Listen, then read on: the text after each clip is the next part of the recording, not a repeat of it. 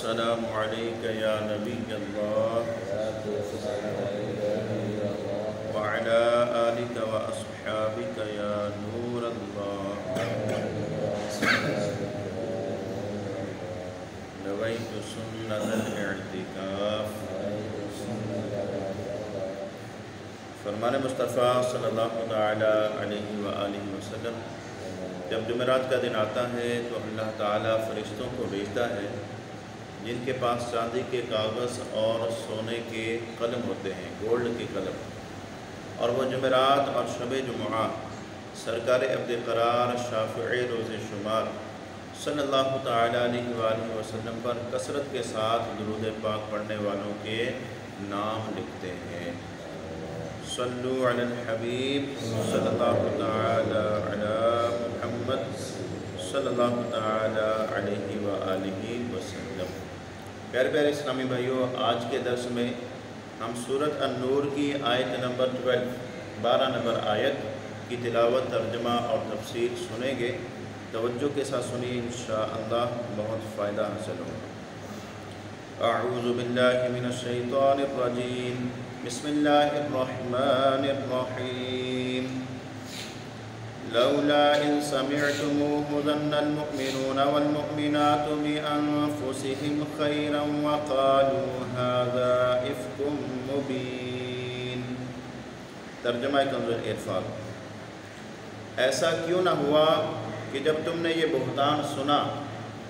تو مسلمان مرد اور مسلمان عورتیں اپنے لوگوں پر نیک گمان کرتے اور کہتے کہ یہ کھلا بہتان ہے۔ لولا، ایسا کیوں نہ ہوا۔ اس آیت میں اللہ تعالیٰ نے مسلمانوں کو ادب سکھاتے ہوئے ارشاد فرمایا کہ ایسا کیوں نہ ہوا کہ جب تم نے یہ بہتان سنا، جو کل ہم نے آیت مبارکہ میں سنا کہ حضرت عائشہ صدیقہ رضی اللہ تعالی عنہ پر جو بہتان لگایا گیا، تو اس کے بارے میں رب تعالیٰ ارشاد فرماتا ہے کہ ایسا کیوں نہ ہوا کہ جب تم نے یہ بہتان سنا تو مسلمان مرد اور مسلمان عورتیں اپنے لوگوں پر نیک گمان کرتے، کیونکہ مسلمان کو یہی حکم ہے کہ وہ مسلمان کے ساتھ نیک گمان کرے، کہ بدگمانی جو ہے یہ منع ہے۔ نیز لوگ سن کر کہتے کہ یہ کھلا بہتان ہے، بالکل جھوٹ ہے اور بے حقیقت ہے۔ تو جس نے سنا اس کو فوراً یہ کہہ دینا چاہیے تھا نیک گمان کرتے ہوئے کہ یہ کھلا بہتان ہے، جھوٹ ہے اور اس کی کوئی حقیقت نہیں ہے۔ مفتی نعیم الدین مراد آبادی رحمۃ اللہ تعالی علیہ فرماتے ہیں، بعض گمراہ لوگ، بے باک لوگ یہ کہہ گزرتے ہیں کہ سید عالم صلی اللہ تعالیٰ علیہ وآلہ وسلم کو معاذ اللہ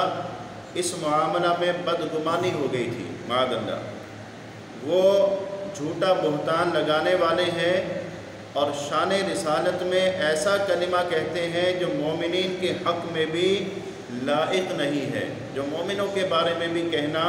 گوارا نہیں ہے، مومنوں کے بارے میں بھی نہیں کہنا چاہیے،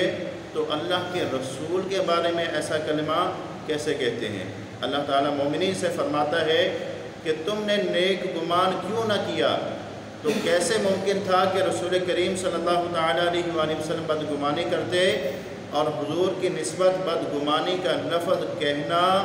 یہ بڑی سیاہ باطنی ہے، بڑی گمراہی ہے، بڑی بدبختی ہے، خاص کر ایسی حالت میں جبکہ بخاری شریف کی حدیث میں ہے کہ حضور صلی اللہ تعالیٰ علیہ وآلہ وسلم نے قسم اٹھا کر فرمایا کہ میں جانتا ہوں کہ میرے اہل پاک ہیں۔ اس سے معلوم ہوا کہ مسلمان پر بدگمانی کرنا جائز نہیں، اور جب کسی نیک شخص پر تہمت لگائی جائے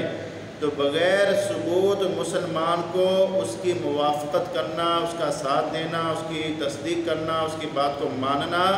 یہ کسی بھی طرح جائز نہیں۔ قرآن مجید میں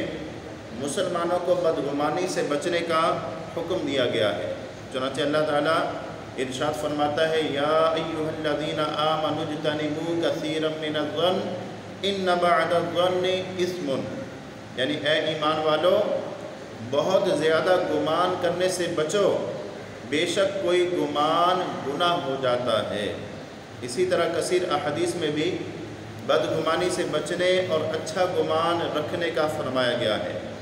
جیسا کہ حضرت عائشہ صدیقہ رضی اللہ تعالی عنہا سے روایت ہے، رسول کریم صلی اللہ تعالی علیہ وآلہ وسلم نے ارشاد فرمایا، جس نے اپنے بھائی سے بدگمانی کی بے شک اس نے اپنے رب سے بدگمانی کی،